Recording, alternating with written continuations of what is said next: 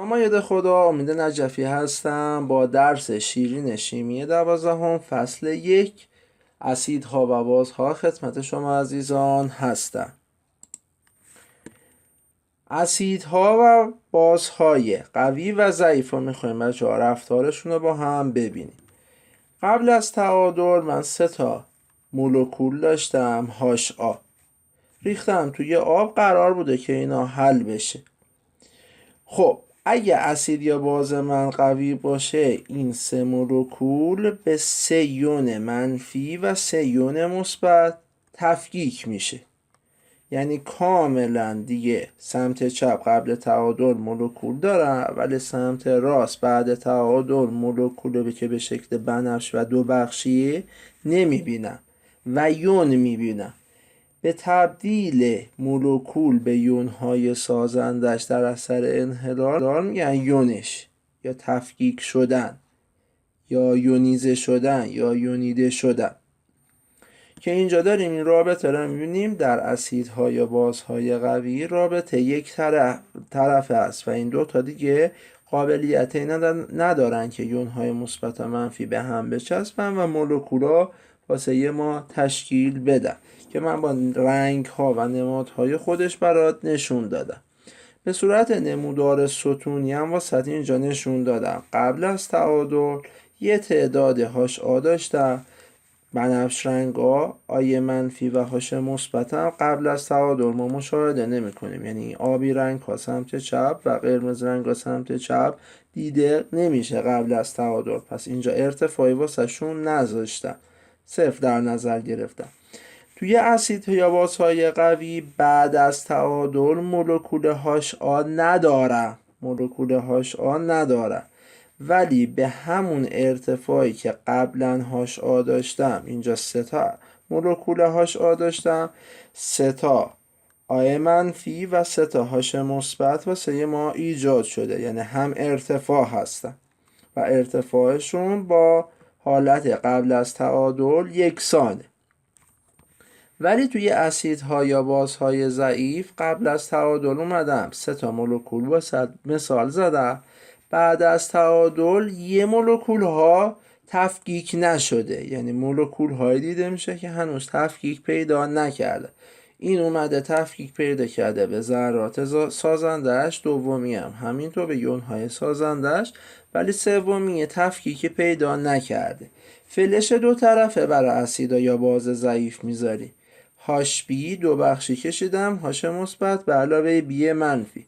بچه ها بعض وقتا توی امتحانات اکثر مواقع حواست باشه هاش مثبت نشونه شبیه یه گله، یه دایره وسط داره و 3 حالت بیضی شبیه گل ایجاد میکنه اطرافش.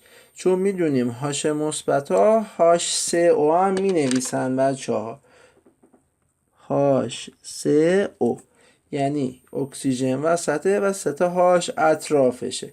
برای همین گیج نشو هر وقت یه همچین شکلی توی امتحانت دیدی میگه H3O یه مثبته، یعنی همون هاش مثبته. به هاش مثبت هم بعدن تعریفش کنیم، یا H3O مثبت میگیم هیدرونیوم.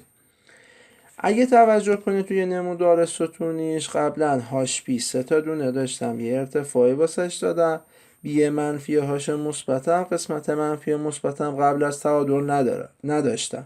ولی بعد از تعادل HB من 0 نشده، یه مقدار HB به صورت مولکولی بعد از تعادل مشاهده میشه و بی منفی تعدادش با هاش مثبتم، چون اسید یا بازمون تک پروتون داره، یکسانه. همینطور که میبینین بچه ها تو حالت اسید یا باز قوی HA ارتفاع ستونش قبل از تعادل با هاش مثبت آی منفی یکسانه و برابره. ولی تو اسیدها یا بازهای ضعیف ارتفاع مولکول هم قبل از تعادل با یونهای ایجاد شده برابر نیست و ارتفاع HB بالاتر از بی منفی و هاش مثبته. دلیل این یکی از نشونه های اسید یا باز بودن ضعیفه. خب شکل قبلی دوباره اومدم اینجا کشیدم، یه سری تعاریف اومدم انجام بدم. تعاریف به ام میگن غلظت محلول، منظور غلظتیه که قبل از تعادل داشته. تعریف غلظت چیه بچه ها؟ تعریف غلظت میشه مول اون ماده تقسیم بر حجم. تعداد مول با n کوچیک نشون دادیم، حجم هم با v. مول بر لیتر رو میگیم غلظت.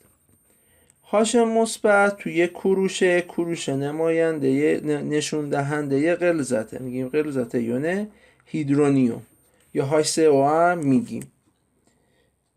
و عرض به خدمتتون که امپیری ما من تعریف کردم غلظت مولکول های یونیده نشده، یون نشده.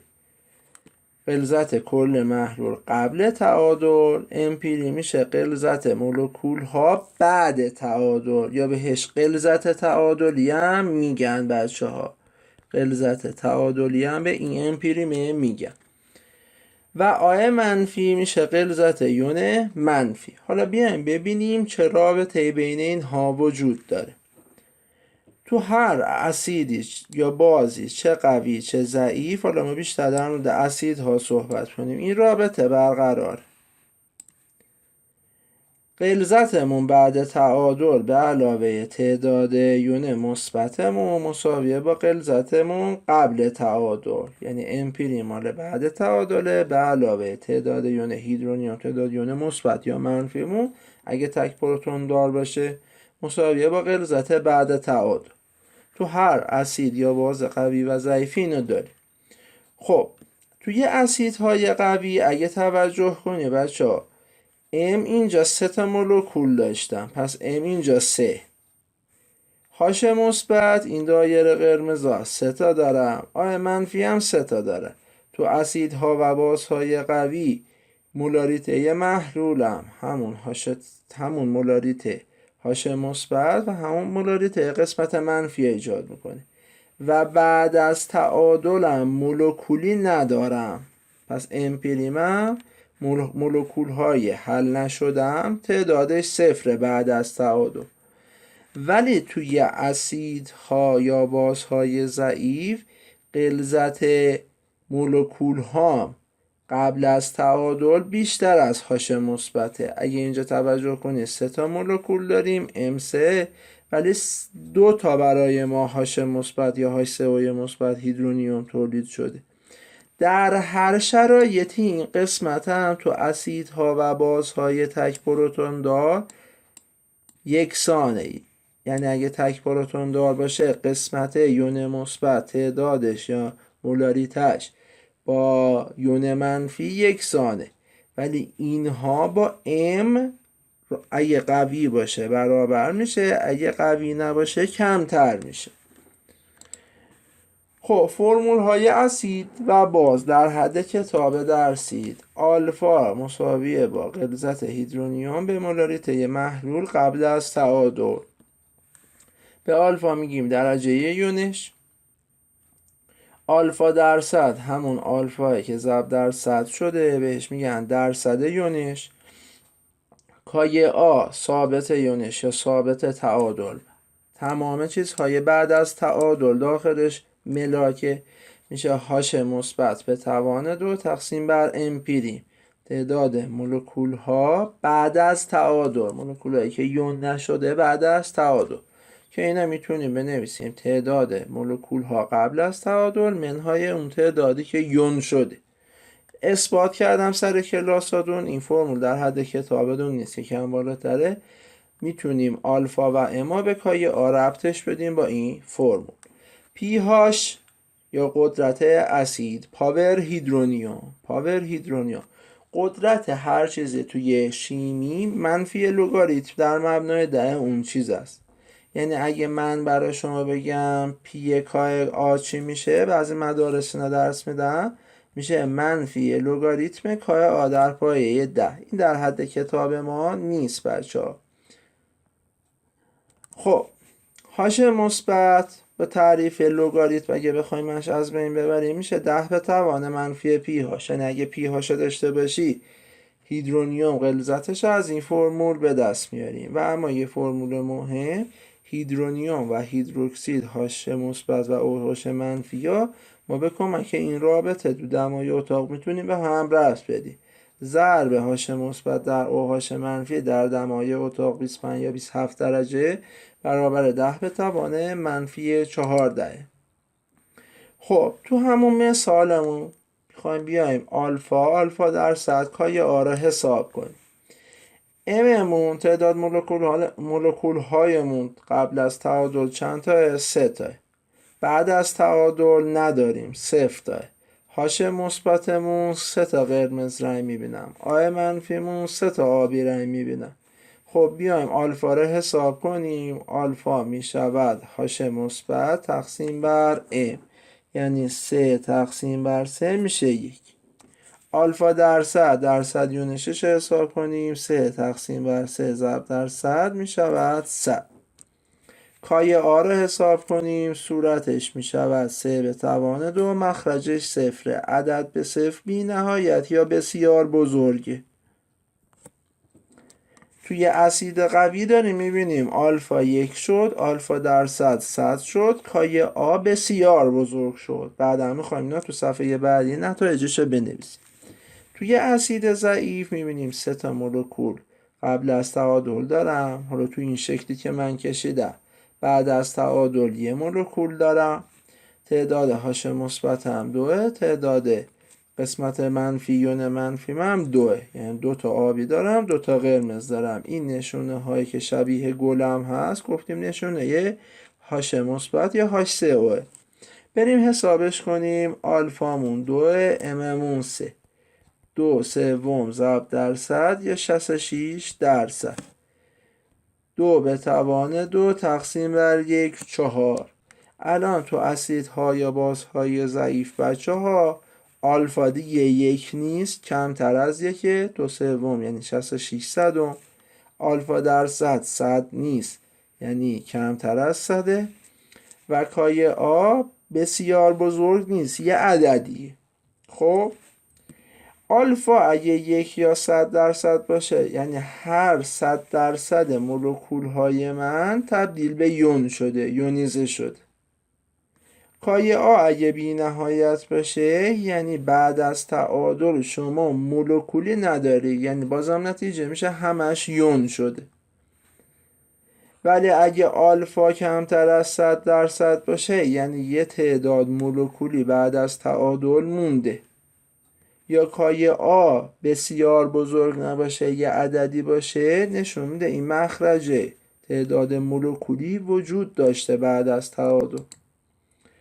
خب یه یادآوری بکنیم بچه‌ها. کاغذ پی هاش از 0 تا عدد 14 را نشون میده. 0 تا 7 اسیده، خود 7 خنثیه و 7 تا 14 بازه. هرچه پی هاش به سمت 0 باشه اسیدی تره، هرچه به سمت 14 باشه بازی تره، وسط باشه خنثی. اسیدها را کاغذ پی هاش را قرمز رنگ میکنن، بازها آبی رنگ میکنن، خنثی هم که سبز رنگ. حالا نتیجه ای میخوایم بگیریم و از این نتیجه توی امتحاناتمون خیلی استفاده میکنیم. توی اسید قوی تر رسانه‌های قوی تری وجود داره. چرا؟ توی اسید قوی تر یون‌های بیشتری دارن. میدونیم رسانه‌های الکترولیتی مبناشون حرکت یون‌ها، هرچه این یون‌ها بیشتر باشن این حرکت راحت تر انجام میشه. پس هرچه اسید قوی تر باشه رسانه‌ای هم بیشتره. هرچه اسید قوی تر باشه آلفا بیشتره، تفکیک درجه یونش هم بیشتره. آلفا درصد، خب همون آلفا رو ضرب درصد کنیم میشه آلفا درصد. آلفا درصدش زیادتره، ثابت تعادلش بیشتره چون مخرجش کوچیک‌تر میشه. مخرج کای آ امپیرین بود، یعنی مولکول هایی که بعد از تعادل یون نشدن. مخرجمون کمتره، پس کای آ بیشتره. اسید که قوی تر باشه با هم 3 پارامتر یا 4 پارامتر با رسانه‌ای آلفا درصد کای آ رابطه مستقیم داره، ولی با پی هاش رابطه عکس داره. یعنی اسید قوی تر pH نزدیک به 0 داره، کمتر داره. باز قوی تر همش رابطه مستقیم داره، بازم باز قوی تر رسانه‌های قوی تر میشه، آلفاش بیشتر میشه، آلفا درصدش بیشتر میشه. به جایی که بگیم کای آ میگیم کای بی. این آ مال اسیده، بی مال بازه و پی‌هاشش هم بیشتر میشه. چرا؟ باز قوی تر پی‌هاشش به 14 نزدیک تره، یعنی عدد پی‌هاشش بیشتر میشه. خب یه یادآوری از لگاریتم بکنیم. لگاریتم کارش اینه: عملیات سخت‌تر ریاضی به عملیات راحت‌تر تبدیل کنه. توان توی ریاضی سخت‌تره به عملیات راحت‌تره ضرب تبدیل میکنه، ضرب سخت‌تره به جمع که راحت‌تره، تقسیم سخت‌تره به تفریق. خب تعریف لگاریتم چیه؟ لگاریتم آ در پایه یا مبنای بی شده سی. با این تعریف میتونیم لگاریتم از بین ببریم. بی به توان سی مساویه با آ. خب قانون اول: لگاریتم آ به توان n در پایه b. توان میاد این پشت و تبدیل به ضرب میشه، پس یه عملیات سخت به یه عملیات راحت تبدیل شد. لگاریتم آ ضرب در b در پایه c. ضرب آرگومان ها به این بالا لگاریتم میگن آرگومان، ضرب آرگومان ها به تبدیل میشه به جمع دوتا لگاریتم. لگ آ در مبنای c به علاوه لگ بی در مبنای سی. خب ضرب سخت‌تره، جمع راحت تره و همینطور تقسیم تبدیل میشه به تفریق. لگ هر عددی در مبنای خودش میشه یک. چرا؟ اگه از تعریف لگاریتم بریم آ به توان یک همون آ میشه. لگ یک در مبنای هر عددی میشود صفر. آ به توان صفر همون یکه. وقتی میگیم هر عددی، اون عددهایی که تو شرایط لگاریتم بچه ها صدق میکنن. هر عددی تو شرایط لگاریتم صدق نمیکنن. لگاریتم اعشاری به لگاریتم یه عدد در پایه 10 میگن لگاریتم اعشاری، دیگه پایه 10 نمیذاره. پس لگاریتمی که پایه نداره پایه‌شو باید شما اتوماتیک 10 در نظر بگیری. یه سری لگاریتم هست تو کنکور بهت میدن، تا نهایی هم میدن، گاهی وقت از دستشون در میره نمیدن. حواست باشه اینا را یاد بگیری بهتره، چون تو کتابت هم گفته. لگاریتم عدد 2 در مبنای 10 که در مبنای 10ش نوشتن نداره میگیم لگ 2 3/10. اگه لگاریتم از بین ببریم میشه 10 به توان 3/10 مساوی با 2. اینم باید برعکسش هم بلد باشی، یعنی بدون لگاریتم کردنش. لگاریتم 3 48/47 تقریبا میگیم 5/10. پس 10 به توان 5/10 میشود 3. لگ 5 در مبنای 10 7/10 یا 10 به توان 7/10 میشود 5. لگ 7 84/85 پس 10 به توان 85 میشود 7. لگ 10 در مبنای خود 10 آ در مبنای آ 1. لگ 1 در مبنای 0. این چیزا رو بچه ها خوب بلد باشیم. یه یادآوری بکنم از براکت یا جزء صحیح. براکت یا جزء صحیح محور منه به جایی که افقی قرار بده اینجوری شیب دار قرار میده. کارش یه عدد داخلش به اولین عدد صحیح سمت چپ میبره. خب 2/1 رو محور کجاست؟ اینجا. سطح شیب دار شده، این حرکت میکنه میاد رو به پایین. فرض کنین عدد صحیح ها یه سده، میاد پایین میرسه به چی؟ به سد عدد 2. پس براکت 2/10 2. براکت منفی 2/10 منفی 2/10 اینجا لیز میخوره میاد پایین میرسه به منفی 3. اولین عدد صحیح سمت چپش. براکت خود 2 چیه؟ خود 2 اینجا رو خود سده، نمیتونه حرکت کنه. براکت 2 میشود 2. یه یادآوری از قوانین توان کنم. اگه یه عددی داشته که توانش با هم دو عدد جمع یا تفریق شده بود، میتونی اینا را جدا کنی و به صورت ضرب بنویسی. یعنی 2 به توان منفی 5 به علاوه 3/10 شما میتونی بنویسی 2 به توان منهای 5 ضرب در 2 به توان مثبت 3/10. اینجوری میتونی تفکیک کنی که از حالت جمع بیاد به حالت ضرب برسه. خب 3 مثال میزنم که فرمول ها برامون یادآوری بشه. میگه اگه هیدرونیوم من مقدارش بشه 2 ضرب در 10 به توان منهای 3 پی هاشه حساب کن.